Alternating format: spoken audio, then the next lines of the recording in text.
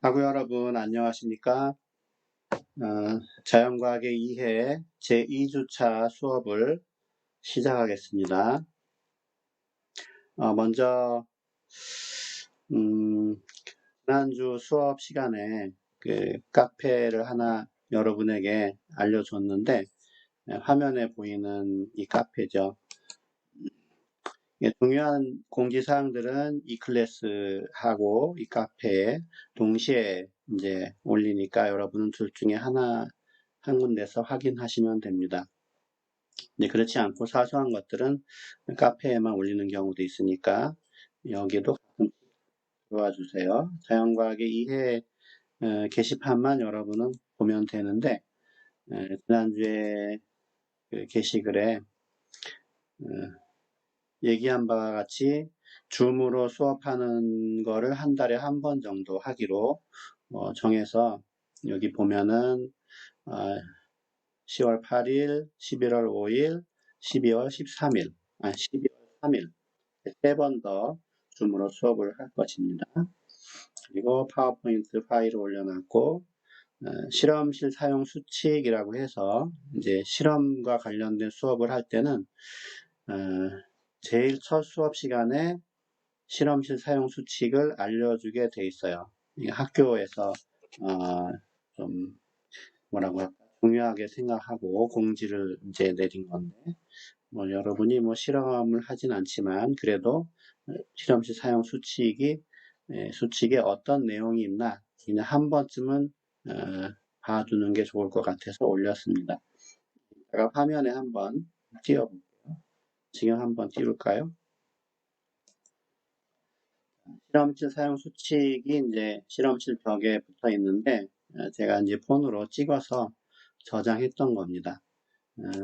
그냥 시간 날 때 한 번만 읽어봐도 될 것 같고요. 여러분에게 해당되는 내용들이 그렇게 많지는 않아요. 이렇게 보면 제일 처음에 나오는 게 실험실에서는 원칙적으로 침식을 할 수 없음. 그러니까 먹고 자는 거 안 된다는 거죠. 먹고 자는 거. 만약에 실험실에서는 원칙적으로 동그라미 2개 치고 을 할 수 없음. 이런 문제가 나오면 침식 이렇게 적으면 돼요. 꼭 시험에 나올지 모르니까 여기서 나온다고 하면 그거밖에 없을 겁니다. 나머지 내용들은 여러분이 그냥 참고 보세요. 그 다음에 이제 우리 수업에서 나오는 많은 그 사진이나 그림들 또는 뭐 여러 가지 데이터들 이런 것들을 마음대로 복사해서 쓸 수 없기 때문에 지난 시간에 알려준 것처럼 자유롭게 쓸 수 있는 그 파일을 이제 사용을 하게 되는데 그 중에 하나가 이 오픈스탁이라는 사이트에 있는 거였죠.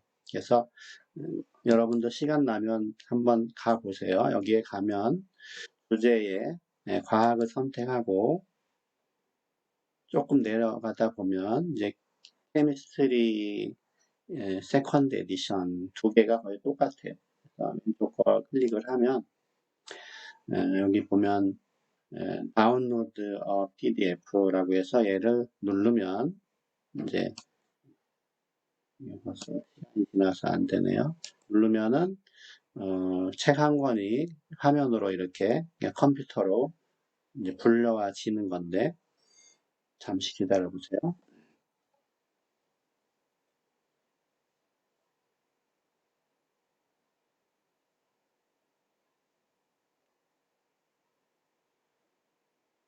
자, 이제 이렇게 오면 여기서 이제 저장을 누르면 자기 그 하드디스크에 저장을 할 수 있으니까 나중에 어떤 일반 화학 관련된 용어가 나왔을 때 알고 싶다. 그러면은 이제 그 찾기 기능을 이용해서 찾으면 여러분에게 도움이 될 수도 있습니다. 그래서 이제 이 수업 시간에도 여기에 나오는 그림들을 많이 활용을 하니까 한 학기 동안에 이 파일을 받아 놓으면 좋을 것 같습니다. 이런 기능들을 내가 제대로 활용하지는 않았는데,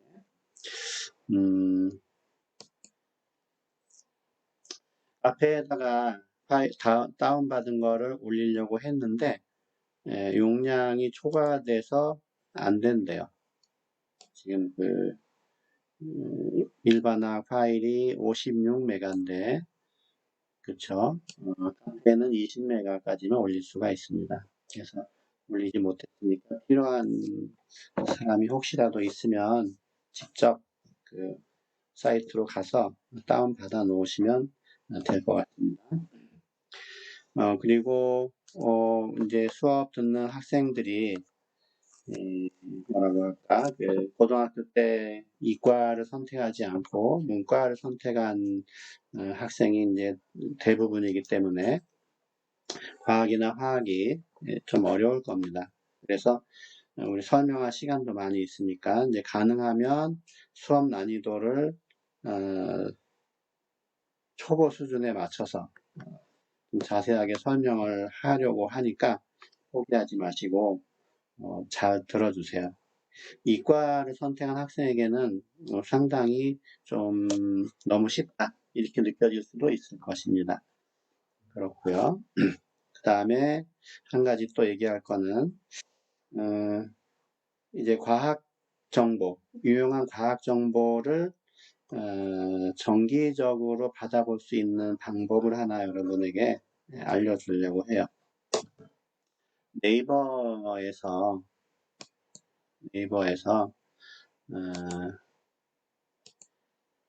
키스티의 과학 향기라고 이제 검색을 하면,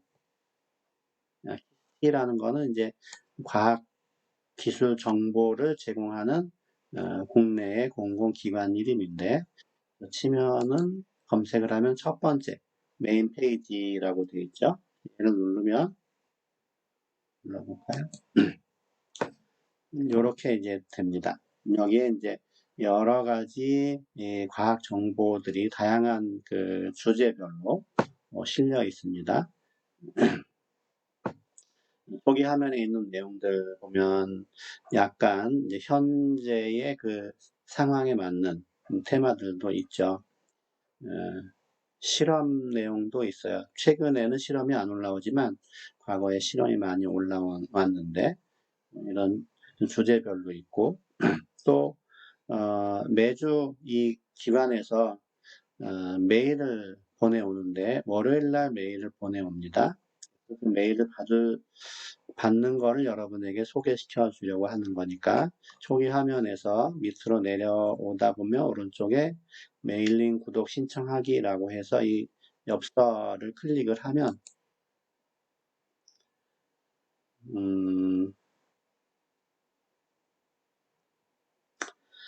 이게 지금 뭐라고 할까 약간 시간이 걸렸는데 좀 잘 안 뜰 때가 있어요. 그래서 메일링 구독 신청하고 이제 여기 정보에 동의를 하고 자기 메일을 치고 신청하기 버튼을 누르면 이제 그 서버에 여러분의 이메일 주소가 등록이 되고 일주일에 한 번씩 메일이 옵니다. 여기 보면 일주일에 2번이라고 되어 있는데 올해 3월부터 수요일 날은 안 보내고 월요일만 보내고 있어요. 그래서 매주 월요일에 유용한 정보들 뭐 그게 얼마나 여러분에게 직접적으로 와닿을지는 모르겠지만 하여튼 이런 서비스가 있으니까 적어도 이번 학기 2학기 동안에는 메일을 신청을 해서 월요일에 받아보시기 바랍니다. 추석이 들어있는 주간에 따로 이제 강의가 없고 과제를 이제 낼 예정인데 그 과제 내용이 이 고주에 받아본 메일에 대한 거예요.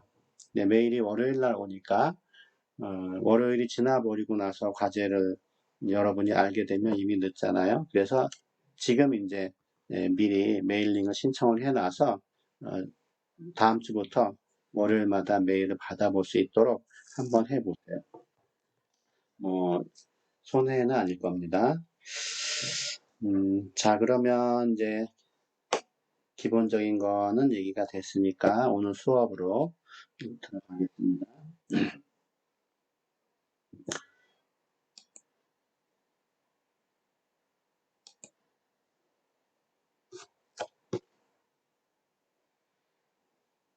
이 화면은 뭐 여러분이 지난 시간에 본 거죠.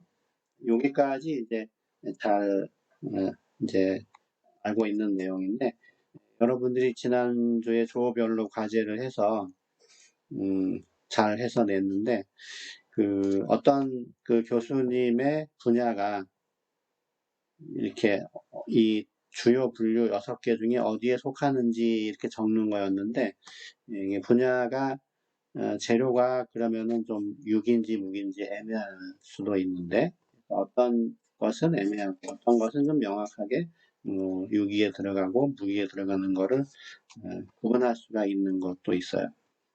운이 좋으면 쉽게 분류를 할 수 있는 건데, 여기에 대해서 뭐 굳이 할 얘기가 있다면 줌으로 수업할 때 얘기를 할게요. 어느 화학책이든지 제일 처음에 나오는 내용 중에 하나가 물질의 분류라고 하는 그 단원, 그 내용입니다. 우리가 주변에서 볼 수 있는 또는 뭐 주변이 아니라도 우주를 구성하고 있는 여러 가지 물체들이 어떤 물질로 되어 있는데 그 물질들을 어떻게 분류할 수 있느냐.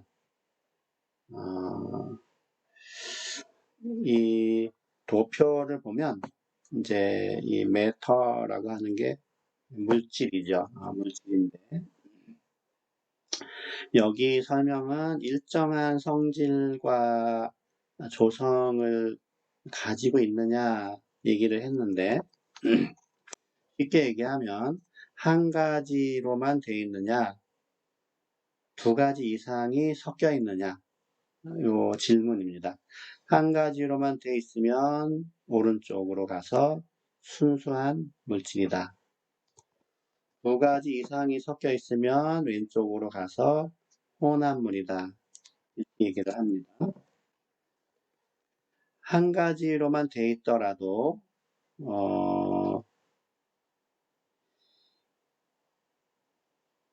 이 원소가 하나로만 되어 있느냐, 여기는 이제 뭐 화학적으로 간단하게 될 수 있느냐, 뭐 나누어질 수 있느냐, 뭐 그런 의미로 생각하면 되는데, 그렇지 이제 더 간단히 될 수 없다. 그러면은 우리가 원소라 그래요. 원소. 화학적으로 더 나눠질 수 있으면은 그거는 우리는 화합물. 원소 그러면은 우리가 산소라고 하는 원소로 되어 있는 것들이 있죠. 우리는 물질이니까 이 산소로 되어 있는 물질에는 산소 기체가 있고 오존 기체가 있어요. 아니면 그냥 뭐 물 부분에 있는 산소도 있는데 그건 이제 물은 두 가지 이상이 되어 있으니까 안 되고 한 종류로만 되어 있는 물질들 중에 원소라고 한다. 물질들을 뭐 탄소라고 하는 원소로만 되어 있는 물질도 있죠. 우리가 숯, 뭐 흑연은 샤프심, 아니면은 결혼 이제 할 때 예물로 하는 것 중에 중요한 것 중에 하나가 중요하다고 하기보다는 다이아몬드로 된 반지가 있는데 다이아몬드도 탄소로만 되어 있는 거죠. 그래서 수, 흑연, 다이아몬드. 요즘에는 탄소로 되어 있는 것 중에 이제 좀 이제 새로 많이 이렇게 막 연구된 물질들이 많이 있어서 여러분이 검색해 보면 위키백과를 검색하면 많이 있습니다. 화합물은 두 가지 이상의 원소가 화학적으로 결합을 해서 만들어진 물질인데 물이 여기에 속해요. 물. 우리 원소 기호를 이용하면 H2, 뭐 이산화탄소, CO2 이런 것들이 이제 다른 거와 섞이지 않았다고 하면 얼음 결정 같은 거, 드라이 아이스 같은 거 이런 것들이 이제 순수한 물질이다. 공기 중에 이산화탄소만 본다면 순수하겠지만 공기라고 하는 물질은 산소, 질소, 이산화탄소, 주중기 등등이 섞여 있으니까 이 분류에서 본다면은 왼쪽으로 가야 돼요. 그래서 순수한 물질에는 한 종류의 원소로만 된 원소라고 부르는 물질과 두 가지 이상의 원소가 화학 결합을 해서 만들어진 화합물이 있다. 이제 혼합물로 가면 이제 이게 전체적으로 균일하냐 이런 질문이에요. 아주 잘 섞여 있느냐? 그러면 우리는 호모지니우스 믹스처라고 하죠. 믹스처에 대한 설명이니까. 그렇지 않으면은 헤테로지니우스 믹스처라고 해요. 호모지니우스는 균일하다. 여기 불균일, 왼쪽은 불균일 이렇게 얘기를 하는데 이 균일이란 말은 그냥 분자 수준에서 잘 섞여 있으면 우리가 균일하다 그래요. 눈으로는 분자를 볼 수 없으니까 이게 잘 섞인지 아닌지 좀 구분이 어려운데 분자나 원자나 이온 수준에서 잘 섞여 있으면 호모지니우스 믹스처, 그렇지 않으면은 헤테로지니우스 믹스처, 불균일 혼합물이라고 한다. 이제 기체냐, 액체냐, 고체냐 이런 걸 뭐 따지지 않고 혼합물이니까 다 얘기를 하는 겁니다. 요 도표는 중요하기 때문에 다음 화면에서 한 번 더 설명을 하는데 이번에는 좌우가 좀 바뀌었습니다. 물질이 있으면 이쪽이 이제 순수한 물질이고 이쪽이 혼합물이죠. 아까 내용하고 뭐 특별히 설명할 거는 많지 않지만 중간에 조금 이제 글자가 써 있으니까 그 부분도 설명을 해야 되고 혼합물 중에서 균일하다, 분자 수준에서 잘 섞여 있다 하는 이 혼합물을 솔루션이라고도 해요. 이게 중요한 용어예요. 솔루션. 우리말로는 용액이죠. 용액. 그래서 용액 그러면 우리는 이제 액체만 생각을 하는데 화학에서 용액이라고 하면 기체도 용액이 될 수 있고 액체도 용액이 될 수 있고 고체도 용액이 될 수 있어요. 그냥 두 가지 이상의 물질이 균일하게 섞여 있지만 하면 용액이라고 한다. 그래서 우리가 교실 안에 또는 집 안에서 공기를 마시게 되는데 이 공기가 이제 먼지 같은 거를 생각하지 않으면 그 기체들만 이렇게 섞여 있는 공기를 생각하면 공기도 용액이다 얘기할 수 있고 고체의 경우에는 이제 합금 같은 거 이런 것도 용액이에요. 뭐 청동, 뭐 그다음에는 뭐가 있나? 뭐 양은, 함석 이런 것들. 그다음에 액체의 경우는 뭐 쉽죠. 그냥 소금이 물에 녹아서 소금물이 된 거. 또는 바닷물 중에 이 떠다니는 부유물은 제거하고 순수한 액체 쪽만 우리가 생각을 하면 바닷물, 소금물, 뭐 지난달에 내가 열이 나서 병원 가갖고 링거 주사를 맞았는데 그 링거 주사액 이런 게 다 이제 용액이에요. 균일 혼합물. 근데 콜라나 사이다는 균일 혼합물이고 뭐 우유나 커피는 균일 혼합물이 아닙니다. 일반적으로 우리가 크림 넣어서 타먹는 커피, 우유 같은 거를 만약에 현미경으로 확대해서 본다고 하면 이제 그 분자들이 여러 개가 뭉쳐서 존재하는 걸 알 수 있는데 분자 하나하나 수준에서 잘 섞여 있어야지만 용액이라고 한다.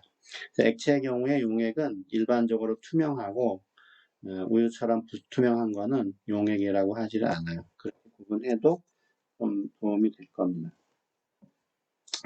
추가로 된 이 내용 중에 여기 보면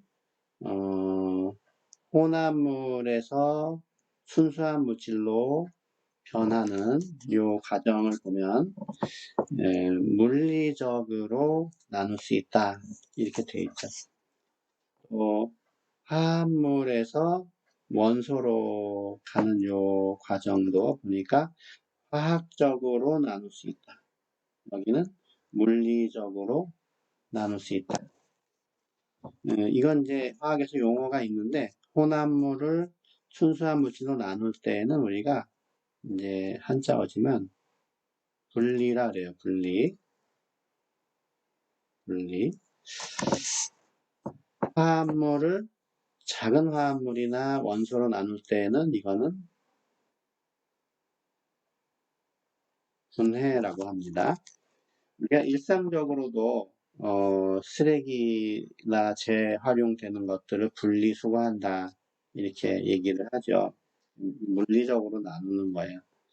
어떤 그 안 좋은 그 단체가 사회에 악을 끼치면 그 단체를 아예 분해해버린다, 없애버린다 할 때는 분해라 그래요. 분리라고 하지 않고. 분리는 잠시 물리적으로 떼어놓는 걸 말하고 분해는 그냥 없애버리는 거예요. 정확한 용어는 아니지만 거기서는 하여튼 그 혼합물을 순수한 물질로 만드는 과정을 분리라고 하는데 분리할 때는 어떤 성질을 이용하느냐? 물리적인 성질을 이용한다.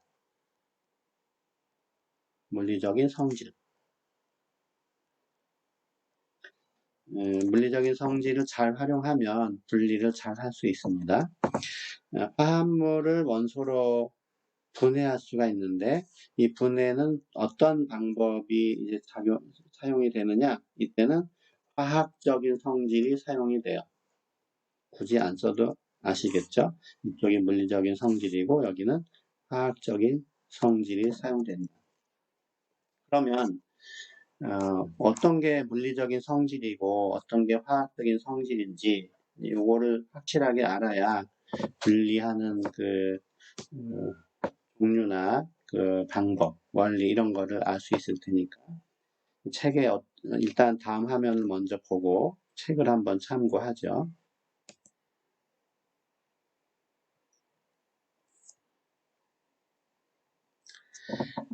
그래서 어떤 물질의 성질을 얘기할 때 크게 물리적인 성질과 화학적인 성질로 구분할 수가 있다. 물리적인 성질은 예를 먼저 보면 이제 색, 냄새, 맛, 결정 모양, 밀도, 녹는 점이라는 거는 몇 도에서 녹느냐, 그 녹는 온도를 말해요. 끓는 도, 용해도, 표면 장력. 진한 글씨로 쓴 거는 약간 중요하다는 의미가 있습니다. 이제 이런 그 용어에 대해서도 좀 알아두면 좋다.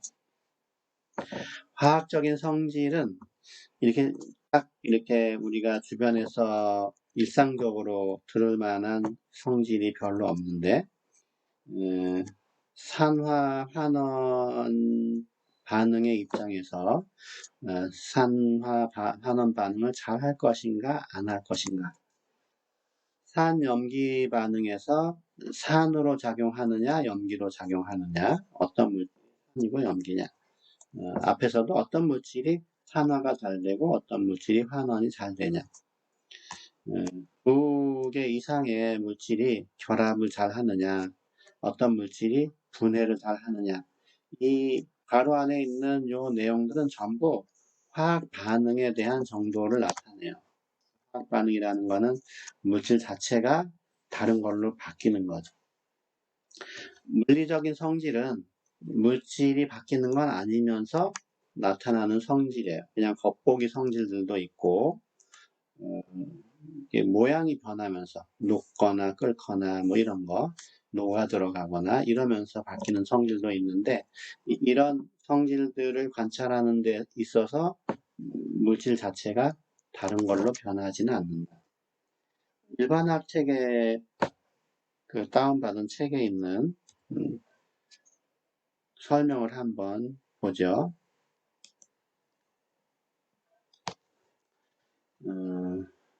오픈스탁에서 받은 파일입니다. 자, 물리적인 성질이 지금 여기 설명이 되고 있는데 여러분은 여기만 한번 잘 보시면 돼요. 어떤 내용들이 있나. 자, 밀도, 색깔, 단단한 정도, 녹는 점과 끓는 점, 전기, 전도도, 뭐 그런 것들이 있죠. 얘네들은 보면은 화학적인 조성이 변하지 않으면서 나타나는 성질이다. 이렇게 해서 변하는 걸 우리는 물리적인 변화라고 한다. 했습니다. 그래서 여기 보면 왁스가 녹는 거, 설탕이 커피에 녹는 거. 이 둘 다 우리는 녹는다고 했지만 이 멜트는 고체가 액체로 변할 때 얼음이 막 물로 바뀌는 그때 녹는다고 하고, 이 디졸브는 A가 B에 녹는다. 소금이 물에 녹는다. 한자로는 용해된다. 이런 거죠. 우리말은 다 녹는다고 해서 구분이 잘 안 갑니다. 그리고 수증기가 물로 냉각되는 거, 응결되는 거, 이런 것들은 다 화학 변화가 아니기 때문에 물리적인 성질이에요. 그림 1-18에 있다고 하는데, 이게 보면 초가 이제 불타는 모습인데, 초에는 심지가 있고, 심지에 이제 왁스가 스며들어 올라와서 요 위에서 타는 건데, 그러기 위해서는 주변에 이 덩어리 양초가 녹아야 돼요. 녹아서 심지 주변에 액체 상태로 막 찰랑찰랑 거리면서 심지에 녹아서 이제 올라가면서 타는 거거든요.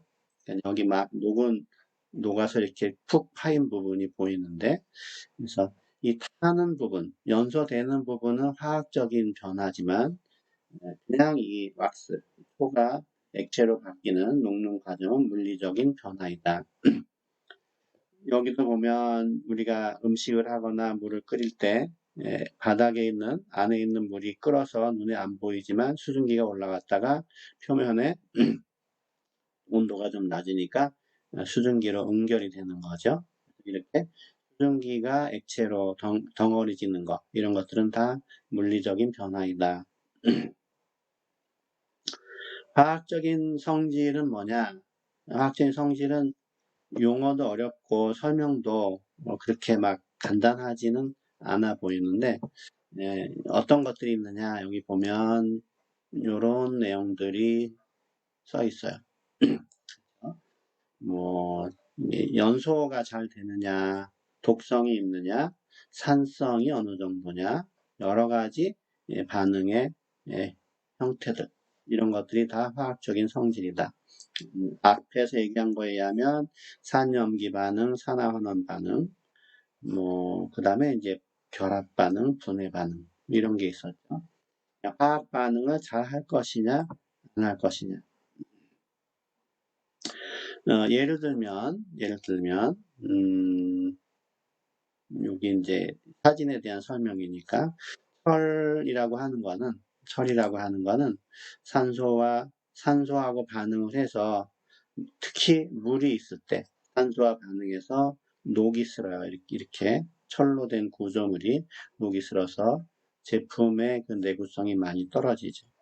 그런데 크롬으로 도금을 해 놓으면 크롬이라고 하는 거는 쉽게 산화되지 않기 때문에 시간이 지나도 이렇게 좀 빛이 날 정도로 보존 상태가 좋은 거죠. 지금 두 개 다 이게 산소와 반응을 할 것이냐 아닐 것이냐, 요거에 대한 정도를 나타내는 건데, 철은 산소와 반응을 잘 하고 크롬은 그렇지 않다. 얼마나 이 크롬과 철이 산소와 반응하는 정도가 차이가 날까?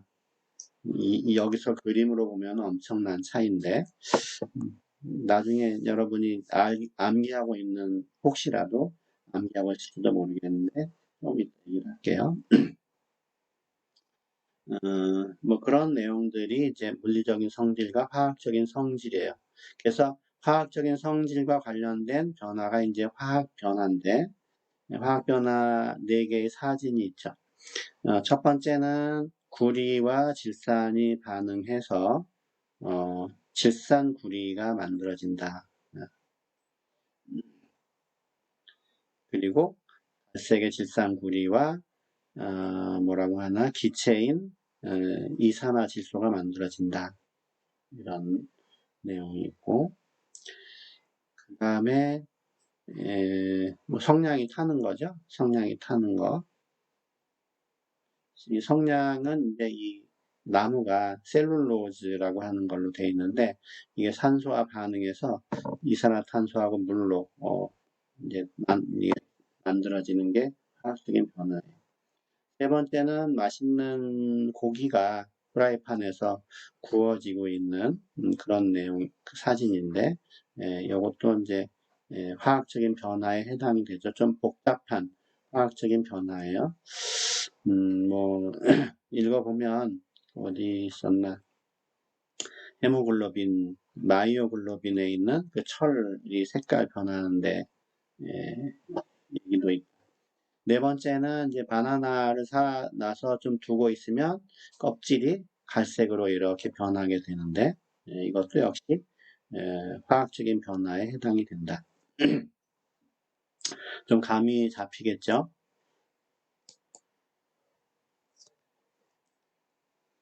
물리적인 성질과 화학적인 성질은 이렇게 있고, 이제 그 다음 시간에 나오는 내용들은 전부 이 물리적인 성질을 이용해서 혼합물을 분리하는 그런 내용에 해당이 돼요. 근데 이걸 설명하다 보니까 참고로 크기 성질과 세기 성질도 알 필요가 있다 해서 위에다가 적었습니다. 크기 성질은 익스텐시브, 세기 성질은 인텐시브.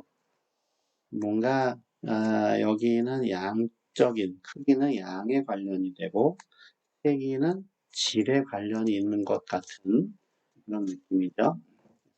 크기 성질은 물질의 양이라고 하면 주로 이제 입자라고 하면 개수로 얘기할 수 있는데 개수에 곧바로 비례해서 나타내는 성질을 크기 성질이라고 한다.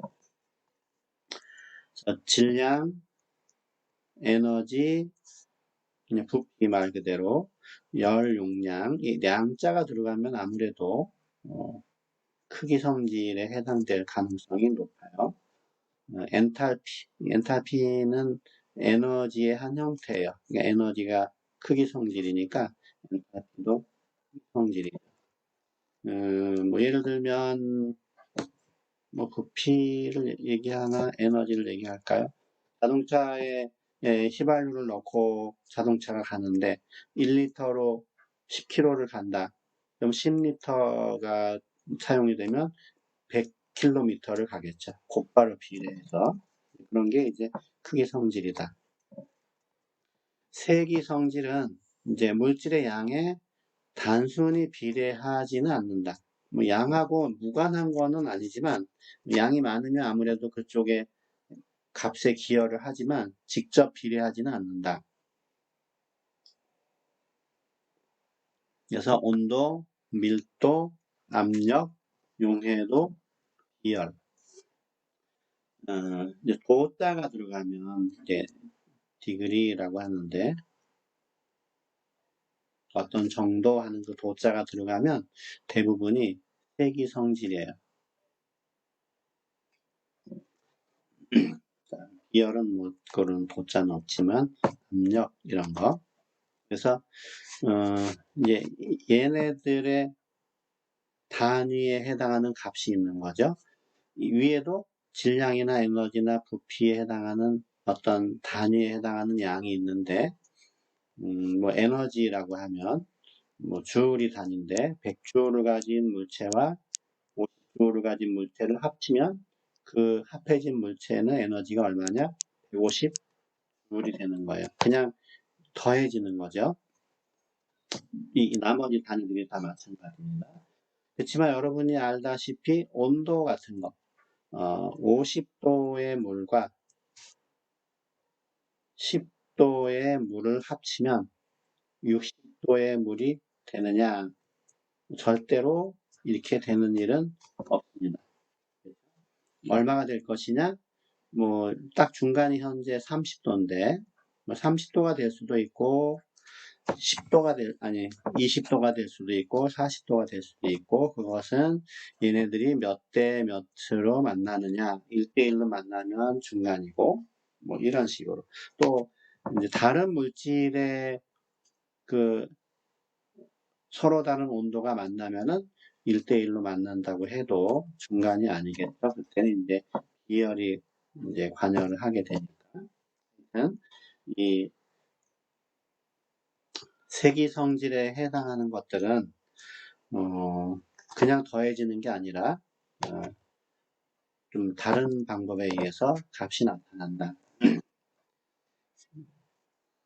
아마 뭐 계산 문제에서는 비열에 관련된 게 이제 후반부에 많이 혹시라도 나올 수 있고, 용해도는 이제 물질을 분리할 때, 혼합물을 분리할 때 잠깐 소개가 될 것이고, 밀도는 중요하니까 별도로 이제 설명을 하고, 온도는 또 역시 온도 세 가지 온도 스케일이 있으니까 따로 설명을 할 거예요. 그래서 이 진한 글씨들은 여러분이 특별히 좀 알아둬야 좋습니다.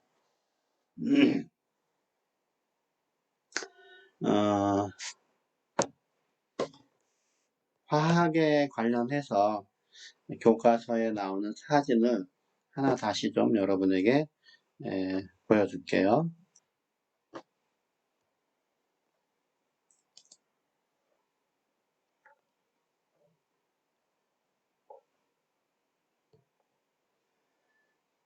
앞부분, 거의 앞부분에 나오는 내용인데,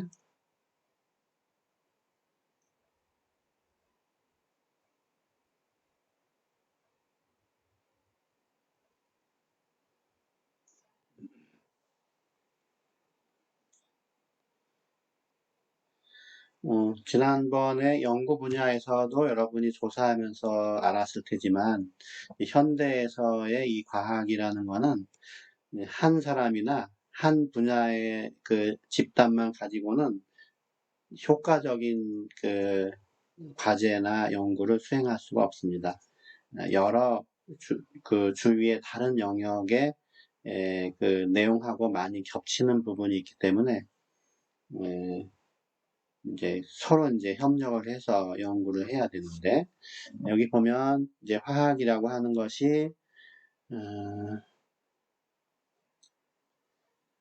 글을 쓰려면 캡처를 해야 되겠네요.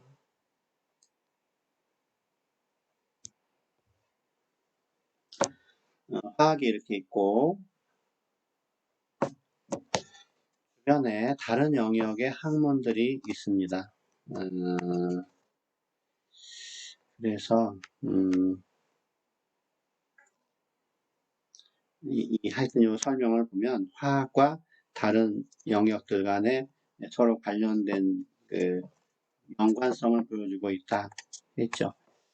화학하고 물리가 어떻게 연관이 될까 봤더니 어떤 면에서는 핵화학이라고 하는 게 핵 반응이라는 게 화학에서도 연관이 있고 물리하고도 연관이 있어요. 또 보니까 수학이라고 하는 게 물리와도 관련이 있고 화학하고도 관련이 있죠.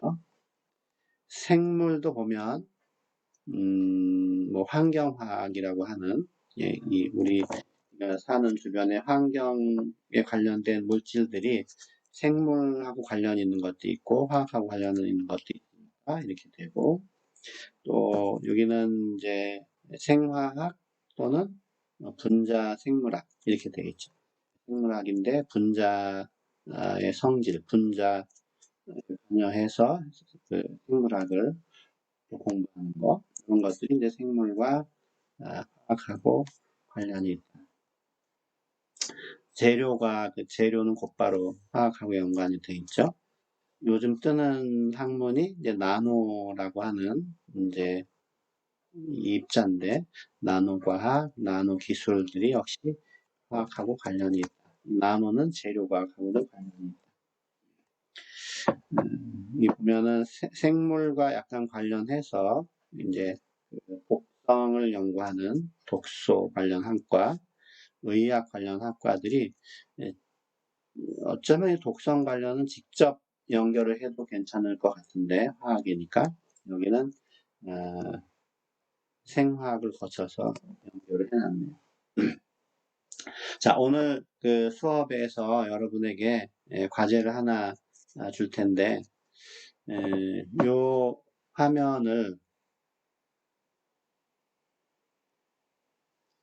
여러분이 한번 그려보는 거예요. 잘 그릴 필요는 없습니다. 뭐 종이에 직접 써도 좋고, 컴퓨터에 하여튼 뭐 그려도 좋습니다. 그려서 화학과 관련된 주변들의 어떤 학문들이 있는지 이거를 한글로 이제 단어 찾아서 한글로 적어서 제출하는 거예요.